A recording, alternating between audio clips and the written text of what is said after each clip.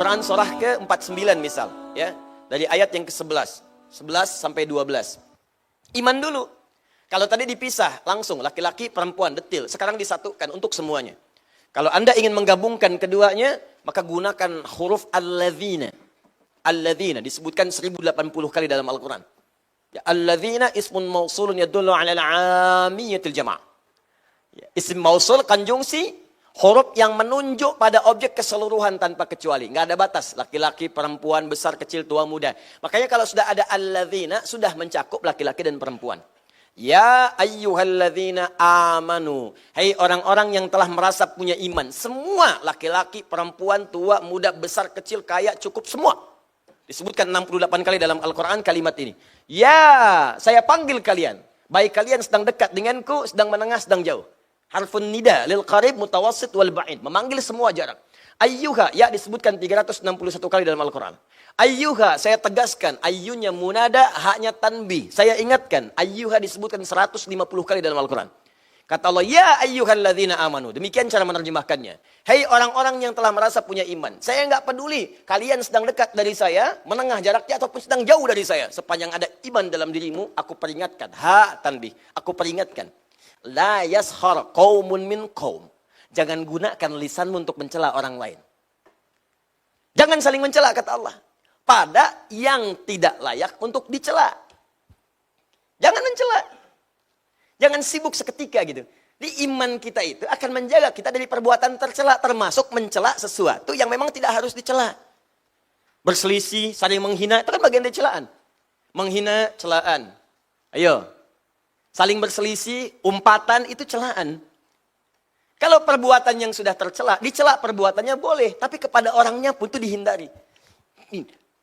Ini rahasia ya, di antara kita saja. Itu saking istimewanya Al-Quran. Seburuk-buruknya manusia, dengan perbuatannya, itu umumnya oleh Allah namanya masih ditutup. Nama baiknya ditutup.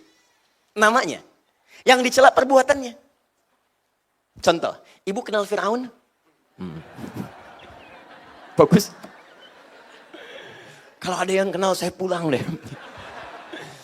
Siapa itu? Ya? Fir'aun itu kan bukan nama asli, Bu, Pak. Bukan nama asli. Abu Lahab bukan nama asli. Yang dicela oleh Allah perbuatannya. Coba celaan pertama, Al-Baqarah ayat 49, paling kiri sebelah atas. Wa idz najjaynakum min ali fir'auna yasumunakum su'al 'adzab yudzabbihuna abna'akum wa yastahyuna nisa'akum. Tuh. Dan pahami, dalami, teliti, ingat-ingat dengan baik. Ketika kami selamatkan kalian dari kekejaman Fir'aun dan bala tentaranya. Dan dari pasukannya. Fir'aun itu gelarnya yang disebutkan, bukan orangnya. Kemudian yang dicela perbuatannya. Yasumunakum su'al 'adzab. Yang menyiksa kalian dengan siksaan yang sangat dahsyat.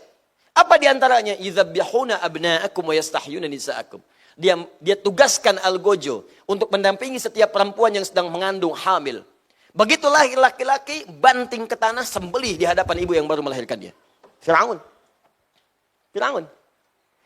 Seburuk-buruknya Fir'aun itu yang dicela perbuatannya tapi namanya nggak pernah disebutkan. Kenapa? Karena boleh jadi nanti ada orang dengan nama yang serupa tapi dengan perbuatan yang berbeda. Gak semua orang dengan nama itu bisa berbuat yang serupa. Ya, mohon maaf. Ada orang misalnya namanya Ali. Ada dua Ali. Ali satu, Ali dua. Ali yang ini misalnya pernah berbuat jelek. Ali yang ini misalnya pernah mencuri. Ali yang ini kan tidak. Ketika Anda celak dengan namanya Ali, maka Anda pun akan melibatkan celaan itu pada orang lain yang belum tentu mengerjakan perbuatan serupa. Itu indahnya Al-Quran. Jadi kalau ada orang berbuat salah, jangan orang yang dieksploitasi. Tapi perbuatannya yang diperbaiki.